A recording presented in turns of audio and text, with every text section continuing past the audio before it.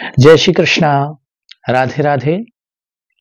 भागवती गंगा परिवार में आप सभी का बहुत बहुत स्वागत है।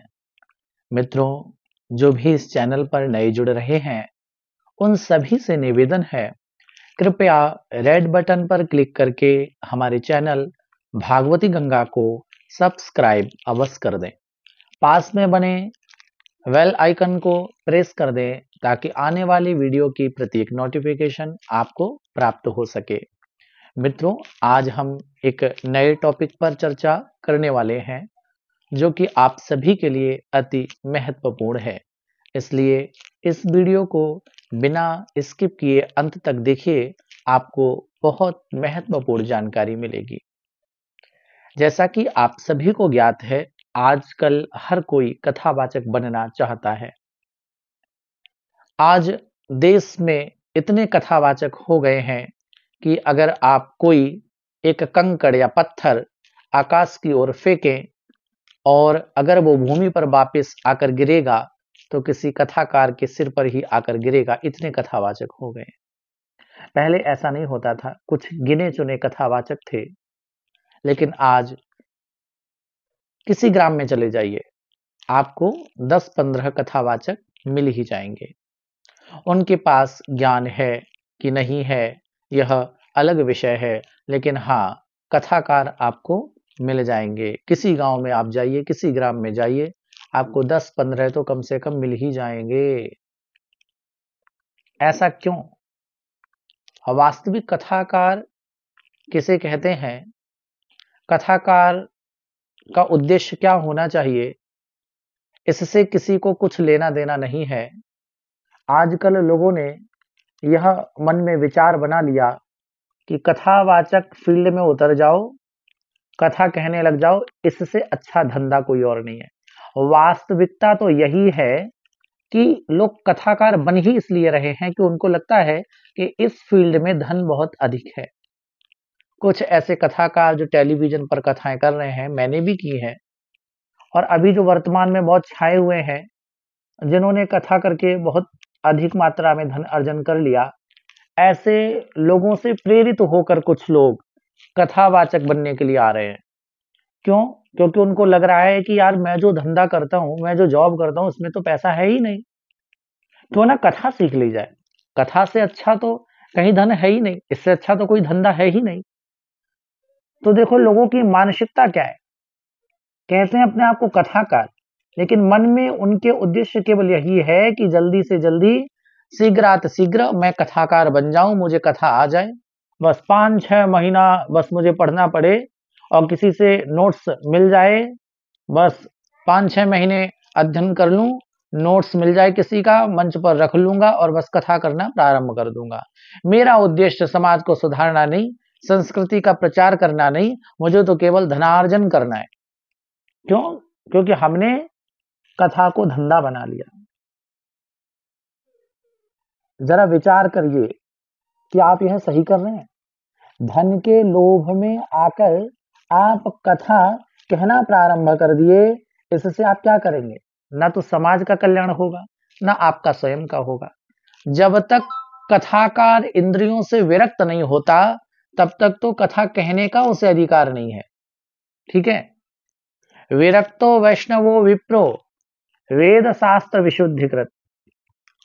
विरक्त वक्ता होना चाहिए, वैष्णव होना चाहिए, विप्र होना चाहिए। और आजकल हम कैसे बन रहे हैं कथाकार?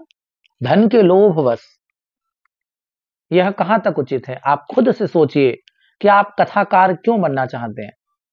अगर आप धनार्जन की इच्छा से कथा सीख रहे हैं तो याद रखिएगा, कभी भी आप पर भागवत जी की कृपा हो ही नहीं सकती।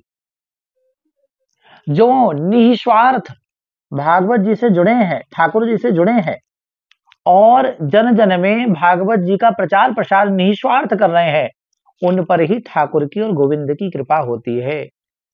जो निस्वार्थ सेवा करते हैं, ठाकुर जी उन्हें बहुत देते हैं, लेकिन जो केवल और केवल धन की मनसा से ही कथा सीखकर कथावाचक बन रहे हैं और जन जन में कथाएं कह रहे हैं कि मुझे धनार्जन करना है, बस ऐसे कथाकार ना अपना कल्याण कर पाएंगे, ना समाज का कर पाएंगे। भैया, कथा कोई धंधा नहीं है। कथा को कथा ही रहने दे, इसको धंधा मत बनाइए। जिनको अधिकार है वो तो दौड़ ही रहे हैं इस लाइन में, जो अनाधिकारी हैं वो भी इस लाइन में दौड़ रहे हैं। किस लिए?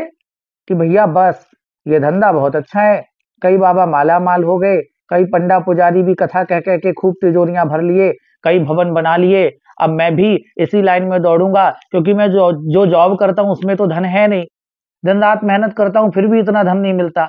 लेकिन कथावाचक में क्या है, बढ़िया माल पानी खाने को मिलेगा, लोग जय जय जय जयकार करेंगे, और मेरे को तो बस कथा करनी है 3.5 घंटे, खूब धन मिलेगा। इसी इच्छा से कथाकार बन रहे हैं। कथाकार का जीवन कैसा होना चाहिए, उसका उद्देश्य कैसा होना चाहिए, कथाकार के नियम क्या हैं, इससे किसी को लेना देना नहीं। बस उद्देश्य है धन की प्राप्ति, धन कमाना। अगर आप कथा को धंधा बनाना चाहते हैं तो मैं कहता हूं आप बिल्कुल भी इस फील्ड में मत आइए। क्यों? क्योंकि आपको एक दिन फेल ही होना पड़ेगा। क्यों? क्योंकि हर कथाकार फेमस नहीं हो सकता। आपने यह विचार किया कि मैं कथा सीख लूंगा, मेरा धंधा अच्छा चलेगा, और कहीं आपका नहीं चला, तो कभी कभी हम मन में जो भाव करके किसी कार्य को प्रारंभ करते हैं और उस कार्य में फेल हो जाते हैं, तो मन में ग्लानि भी होती है और बड़ा हम महाराज दुखी हो जाते हैं। क्यों? क्योंकि हमने पहले से ही विचार किया था कि हम तो इस फील्ड में इतना आगे तक जाएंगे, इतना धन अर्जन करेंगे, लेकिन वैसा नहीं हो पाया तो मन बड़ा दुखी होगा, आप डिप्रेशन में चले जाएंगे।